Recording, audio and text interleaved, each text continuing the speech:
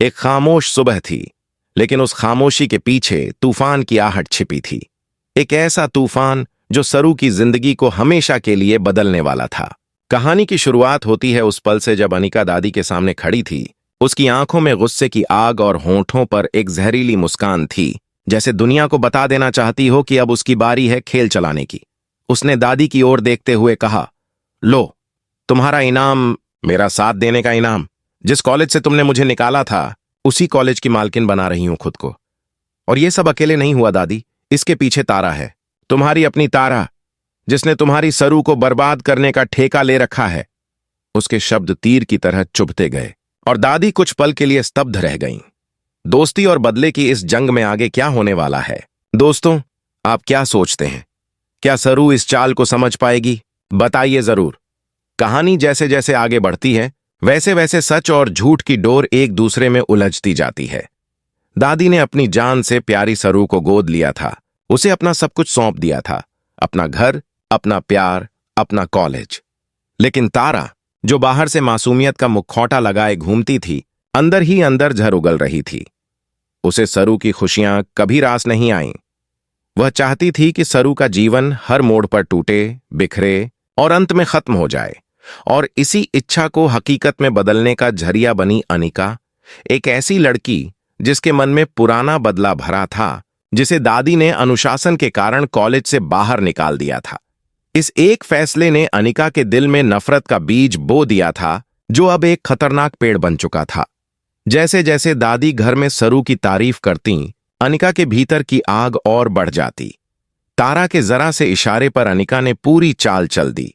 College के असली papers को बदल दिया, सरू की जगह अपने नाम करवा लिया और किसी को भनक तक नहीं लगने दी। सरू अभी भी अपनी दुनिया में खोई सोच रही थी कि कॉलेज खुलने के बाद सब सामान्य हो जाएगा, लेकिन उसे क्या पता था कि उसकी जिंदगी की बुनियाद ही किसी ने उसके पैरों तले से खिसका दी है। कहानी में मोड़ तब आता है जब अन्नपूर्णा जी, यानी दादी, कॉलेज के लिए सुबह सुबह निकलती हैं। वे शांत थीं, अपने फैसले पर गर्वित थीं कि उन्होंने अपना कॉलेज सरू के नाम कर दिया है। लेकिन उनके निकलते ही अनिका ताने मारती हुई घर से बाहर निकली और सीधे उसी कॉलेज पहुंची जहां उसे आने की मनाही थी। लेकिन अनिका कब किसी की सुनती थी? कॉलेज पहुंची तो उसके पीछे पीछे तारा भी थी। दोनों के चेहरों पर एक अजीब सी जीत की चमक, जैसे दो शिकारी अपने शिकार का मुंह चीरने जा रहे हों। कॉलेज पहुंचे तो एक झटका और अन्नपूर्णा जी के नाम वाला बोर्ड जमीन पर गिरा पड़ा था, मिट्टी और जूतों की धूल से भरा हुआ। अनिका ने सबके सामने अपने जूते का निशान बोर्ड पर मारा और मुस्कुराते हुए बोली, अब यह कॉलेज मेरा है, कॉलेज स्टाफ सन्न। छात्र चुप, हवा तक रुक गई, जैसे किसी ने उसका गला दबा दिया हो। और उसी पल सरू भी वहां आ पहुंचती है। उसकी आंखें वो दृश्य देखकर भर आती हैं। दादी का नाम मिट्टी में, अपमान में, अनिका की हंसी हवा में झर की तरह तैरती हुई। सरू दौड़कर बोर्ड उठाती है, उसे साफ करते हुए कहती है, अनिका, मैं तुझे यह सब सिखा कर रहूंगी। दादी के साथ जो तूने किया है, उसका जवाब तुझे मिलेगा। दोस्तों, अगर आप सरू की जगह होते तो क्या करते?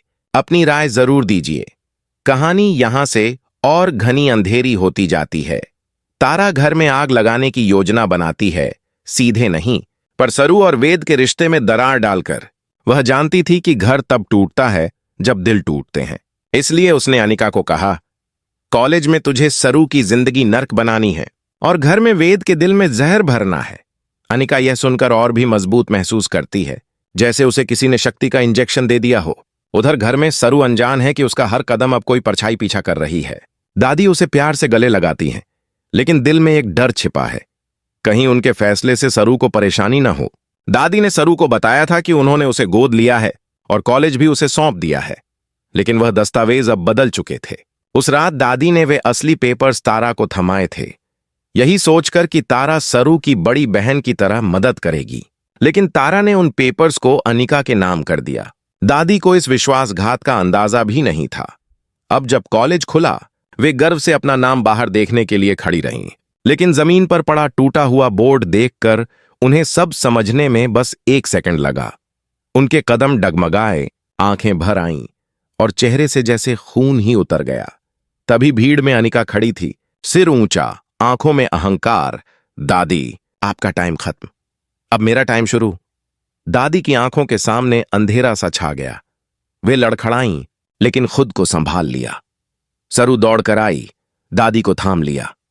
दादी, आप परेशान मत हो, मैं हूं ना, सब ठीक कर दूंगी। लेकिन सरू का यह वादा आसान नहीं था।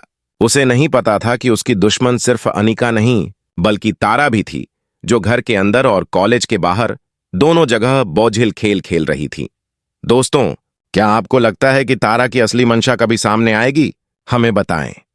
आने वाले दिनों में सरू का हर कदम जैसे किसी ने कंट्रोल कर लिया हो। क्लास में जाते ही अनिका कटाक्ष, ताना, अपमान सब करती रही। सरू चुप रही, दादी को ध्यान में रखकर, घर की शांति को ध्यान में रखकर। लेकिन अंदर से उसकी आत्मा जलती रही। उधर घर में तारा धीरे धीरे वेद को सरू से दूर करने लगी। कभी कहती सरू बदली हुई है, कभी कहती वह कॉलेज में किसी और के साथ दिखी थी, कभी उसके कामों में शक डालती। वेद उलझने लगा और सरू यह समझ नहीं पाई कि उसके और वेद के बीच ये ठंडक कहां से आ रही है।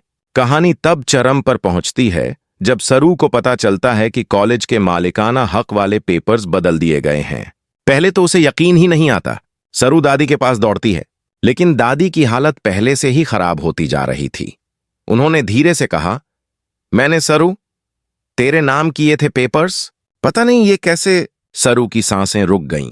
तारा की मुस्कान, अनिका की आंखें, कॉलेज का टूटता हुआ बोर्ड, सब उसकी याद में बिजली की तरह चमके। उस रात सरू ने फैसला किया कि अब वह रोएगी नहीं, टूटेगी नहीं, अब वह लड़ेगी। अगली सुबह सरू कॉलेज पहुंची, शांत लेकिन दृढ़।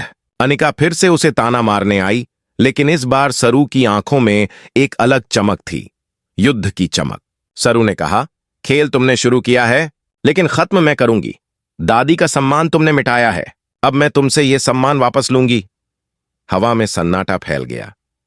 तारा खिड़की से सब देख रही थी, लेकिन इस बार उसके चेहरे पर भी हल्की बेचैनी थी। उसे लगा खेल हाथ से निकल सकता है। कहानी अब एक नई दिशा में मुड़ती है। सरू की लड़ाई, दादी का सम्मान, वेद का विश्वास और अनिका तारा की चालों का काला जाल। दोस्तों, आपके हिसाब से क्या सरू अकेले ये जंग जीत पाएगी? कमेंट में बताएं। कहानी का अंतिम मोड़ तब आता है जब सरू पूरी सच्चाई का पता लगा लेती है। पेपर बदलने का खेल, झूठी कहानियां, तारा का षड्यंत्र, अनिका की बदला भरी मानसिकता, सब कुछ। वह सारी सच्चाई सबके सामने लाने का फैसला करती है। वह एक एक सबूत जुटाती है, एक एक गवाह ढूंढती है और एक दिन पूरे कॉलेज के सामने ऐसे राज खोलती है कि अनिका की जमीन हिल जाती है और तारा का चेहरा सफेद पड़ जाता है। वेद को भी सारी सच्चाई पता चलती है और वह सरू का हाथ पकड़कर कहता है, मुझे माफ कर दो, मुझे तुम पर भरोसा रखना चाहिए था। दादी की आंखों में गर्व के आंसू आ जाते हैं। अनिका टूट जाती है, तारा का खेल खत्म हो जाता है और कॉलेज वापस सरू के नाम आ जाता है। कहानी एक शक्तिशाली अंत पर पहुंचती है। सरू कॉलेज के बाहर खड़ी है, दादी का नाम फिर से चमकता हुआ, वेद उसके साथ और पीछे खड़े असंख्य छात्र उसकी जीत की गवाही देते हुए। सरू ने कहा, जो गलत होता है उसे रोकने के लिए आवाज उठानी पड़ती है।